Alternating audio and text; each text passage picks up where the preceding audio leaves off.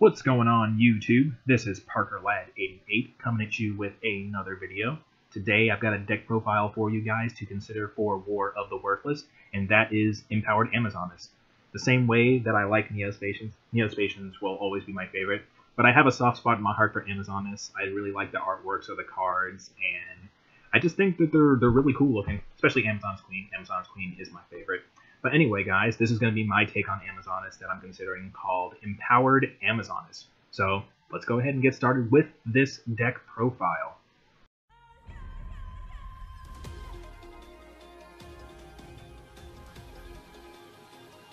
So let's go ahead and get started with our monsters first. First up, we have Amazoness Queen at 2, prevents your Amazoness monsters from being destroyed by battle, and my personal favorite. We have 3 copies of Amazoness Paladin. She is the beater of the deck, gains 100 extra attack for every Amazoness monster that you control, including herself. We have 3 copies of the best of the Amazoness monsters, which is Amazoness Swordswoman. She causes your opponent to take all battle damage involving her. We have the watered down version of her in the form of Amazoness Spider, which we run at 2. No battle damage involving her. Then we have 2 copies of Trainee, gains 200 extra attack for every monster that she destroys permanently, which is nice. And then she also sends those monsters back to the deck, which prevents those graveyard floating effects. We have 2 copies of Tiger. Tiger gains 400 extra attack for every Amazoness monster on the field. You can only control one of it, which is a bummer, but still, it's okay. Moving into the Empowered Engine, you run 3 copies of Dragoides. Dragoides has the ability to cut your opponent's monster's attack in half by discarding a card from your hand.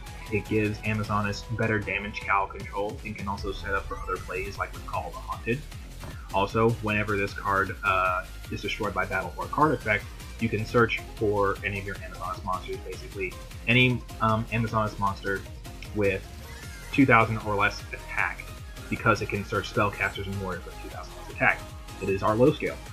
Our high scale, our 7 scale, is Dragonics. Dragonics can end the battle phase by blowing itself up, and then you can discard a card from your hand in order to special summon a warrior or spellcaster, basically any of our Amazoness monsters outside of Queen, face down from the graveyard onto your field, which can set up for tribute plays or things like that.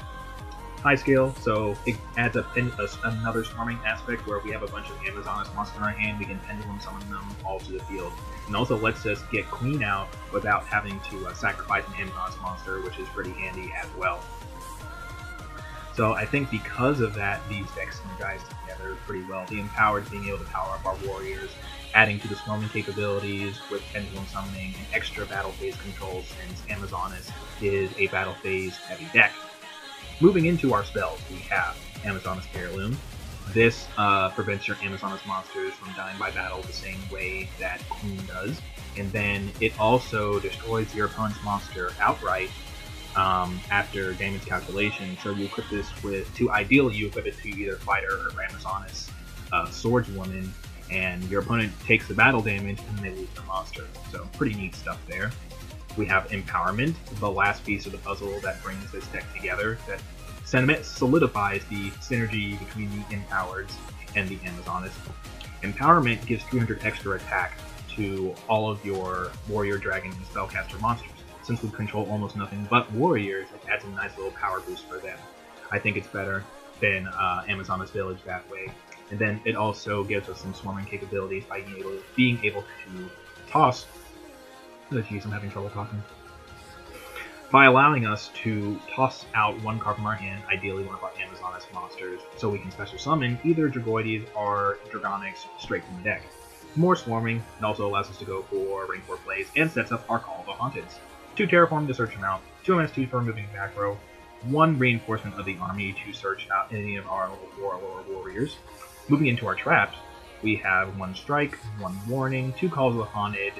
We have lots of discarding costs in here, and being able to special summon our Amazonesses back to the field really easy is really nice. Waboku, and then Venom Knight Sword. This also gives us some battle phase control. This helps buff our monsters and prevent them from being destroyed by battle or card effects once. And then this, so you don't take unnecessary battle damage, and also keeps our monsters alive by battle. Because once again, Amazoness is very battle phase focused. And then we have all of these rank 4s here, just all of the generic rank 4s. I'm not really going to go through them because it's pretty much just every generic, decent rank 4 in the game that I can actually run. So guys, that was my Amazoness, empowered Amazoness deck profile. Let me know what you guys think. Try it out if you want to, you know. But with that being said, I hope you guys enjoy this deck profile.